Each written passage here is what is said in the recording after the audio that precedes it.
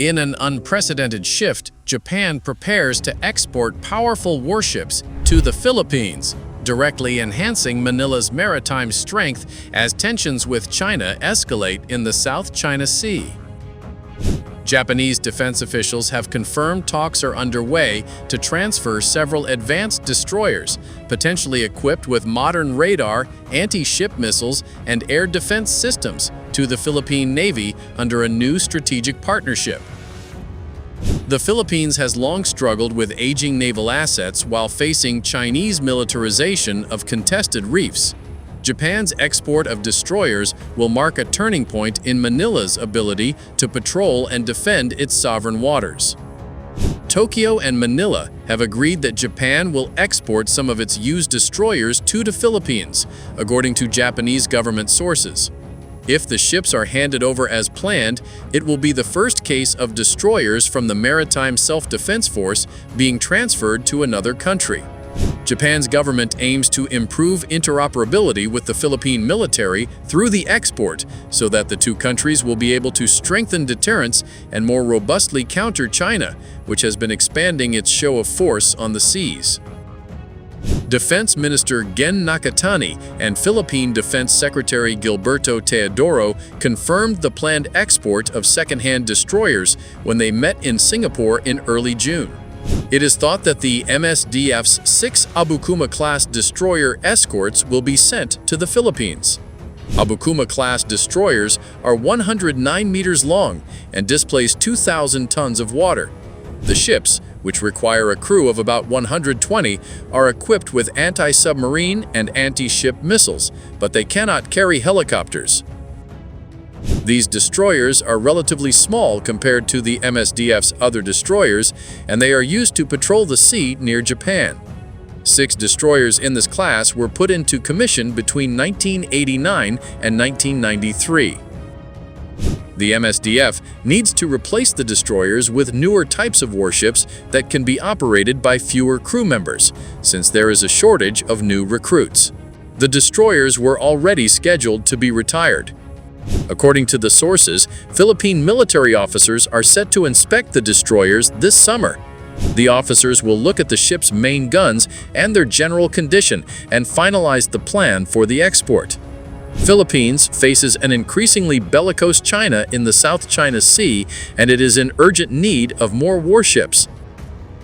China's military has a surface fleet of 102 ships, while the Philippines has only 2 frigates, according to a report by the UK's International Institute for Strategic Studies. Under the guidelines for the 3 principles on transfer of defense equipment and technology, Japan can only export defense equipment when it is intended for rescues, transportations, vigilance, surveillance, or minesweeping. It cannot export destroyers, which are designed for warfare, without first modifying them. However, joint development projects are an exception. Japan is currently working with Britain and Italy on a next-generation fighter jet, and with Australia, it is seeking to build a new type of warship based on the design of Mogami-class frigates. For the second-hand destroyers, Japan plans to turn the export into a joint development project by renovating the ships, installing devices and telecommunication systems sought by the Philippines. In the future, the Japanese government hopes to export brand new types of warships. Japan and the Philippines have been deepening their security ties and have agreed to establish a quasi-alliance relationship. At a summit in April, the country's leaders agreed to begin talks on an acquisition and cross-servicing agreement, which will allow the self-defense forces and the Philippine military to provide food, fuel, and other supplies to one another.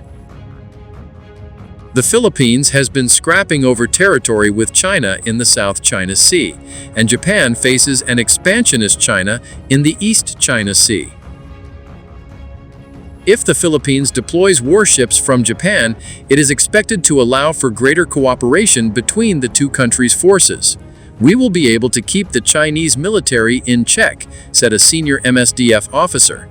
"These aren't just symbolic gifts." Japanese destroyers are equipped with advanced Aegis-like combat systems, anti-submarine warfare capabilities, and long-range cruise missiles. bringing the Philippine Navy into a new era. Since World War II, Japan has maintained a pacifist constitution. But recent laws and reinterpretations now allow the export of military hardware to allies under collective self-defense. This deal reflects a major evolution in Japan's military posture.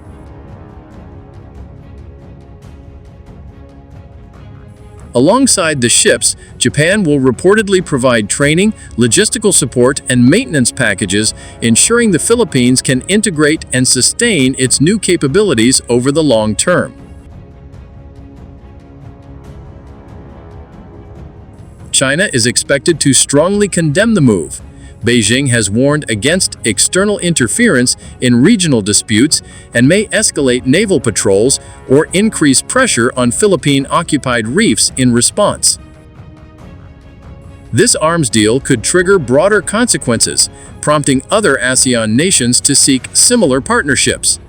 It also strengthens the security triangle between the US, Japan, and the Philippines, tilting the balance in the South China Sea. Washington has welcomed the move, viewing it as complementary to the U.S.-Philippine Mutual Defense Treaty.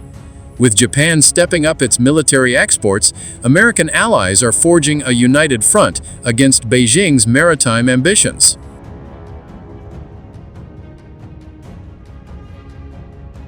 Deliveries are expected within the next few years, and joint patrols could begin soon after. This partnership may lead to more Japanese defense exports, possibly aircraft, drones, or surveillance systems in the near future. The message is clear: the Philippines will not face China alone.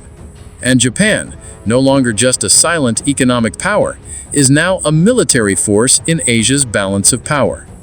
In the face of rising threats, alliances are hardening, fleets are expanding, and the South China Sea grows more contested than ever before. What do you think? Should Japan export even more military equipment to Southeast Asian allies? Is this a step toward regional war or a strategy to ensure peace through strength?